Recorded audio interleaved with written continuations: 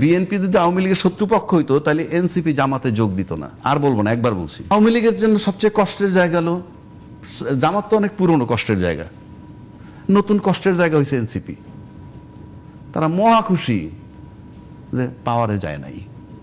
আমি বুঝাইতে পারছি? ও, এটা একটা খুশি। তাদের শত্রুপক্ষ ফেল করেছে। বিএনপি তো তাদের শত্রুপক্ষ।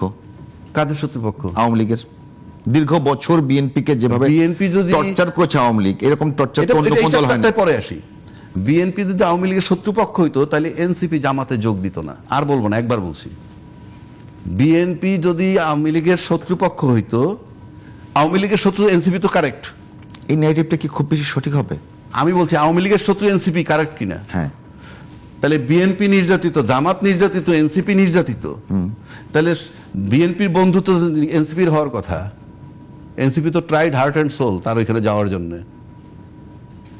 এনসিপিকে তো জামাতের চাইতে আমরা বাধ্য করছি। সে সমুদ্রের মধ্যে ফ্লোটিং ছিল, সে একটা জায়গায় গেছে, ভেলা ধরছে, ভেলা এটারে বলে।